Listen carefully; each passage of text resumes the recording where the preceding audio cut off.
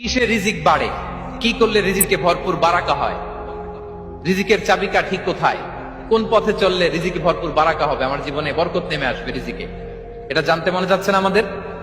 হ্যাঁ, কষ্ট হচ্ছে আপনাদের? কষ্ট হচ্ছে? তাহলে কি করলে রিজিকে ভরপুর বারাকা হয়, কি করলে আমার জীবনে ভরপুর বারাকা নেমে আসে, এই পয়েন্টটাতে আমরা একটু আলোকপাত করি। যেসব কাজ করলে আমাদের জীবনে রিজিকে আসমানি বারাকা নেমে আসবে, আমাদের রিজিকে আসমানি বারাকা নেমে আসুক, আমরা চাই কি চাই না? সবাই আমরা চাই নিশ্চয়ই। যে কাজ করলে রিজিকে আসমানি বারাকা আসে, এর এক নম্বর হচ্ছে তাকওয়াল্লাহ, আল্লাহর ভয়।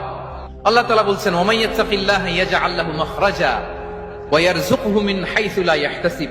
যে আল্লাহকে ভয় করে, যে আল্লাহ সচেতন, আল্লাহ তাকে মাখরাজ, মাখরাজ মানে কি জানেন? ওই যে এক্সিট লেখা না এদিকে, এই এক্সিটকে আরবিতে বলে মাখরাজ, মানে কোথাও আটকাবেন না, বের হওয়ার রাস্তা আছে, কোথাও আটকাবেন না, বের হওয়ার রাস্তা আল্লাহ তাআলা অ্যারেঞ্জ করে দিবেন। You will have the way out from crisis. ক্রাইসিসে পড়লে, সংকট মোমেন্টে আল্লাহ তাআলা ওখান থেকে এক্সিটের ব্যবস্থা আপনাকে করে দিবেন। ওয়া ইয়ারযুকহু মিন হাইসু লা ইয়াহতাসিব, এমন জায়গা থেকে আল্লাহ তাআলা রিজিকের ব্যবস্থা করবেন যে সে কল্পনাও করে নাই। এরকম অনেক সময় হয় না যে আমি ভাবিও নাই যে এখান থেকে আমার রিজিকের বন্দোবস্ত হতে পারে, কোত্থেকে যে রিজিক চলে আসলো, এরকম জীবনে মাঝে মাঝে হয় কি হয় না? ব্যবস্থা করেন কে? যারা আল্লাহ তাআলাকে ভয় করে, যারা আল্লাহ সচেতন, তাদেরকে আল্লাহ তাআলা স্পেশাল রিজিক দিয়ে ধন্য করেন। তাকওয়াল্লাহ। পুরো কোরআনের মূল শিক্ষা কি, পুরো ইসলামের এসেন্স কি, জিস্ট কি, সারাংশ কি, যদি আমাকে জিজ্ঞেস করা হয় আমি বলবো তাকওয়াল্লাহ, আল্লাহর ভয়, আল্লাহর সচেতনতা। Allah is watching me, Allah is observing me. Allah তাআলা আমায় দেখছেন, আমি যাই করি না কেন, দরজা বন্ধ করে, জানালা বন্ধ করে, সব বন্ধ করেও যদি করি, পৃথিবীর সবার চোখ ফাঁকি দেয়া গেল, আল্লাহর চোখ ফাঁকি দেয়া যায়?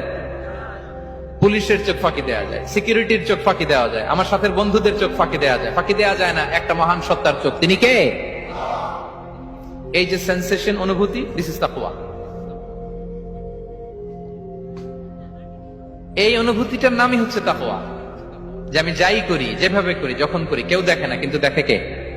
কেউ যেটা দেখে না সেটা দেখে কে? দিস ইজ তাকওয়া।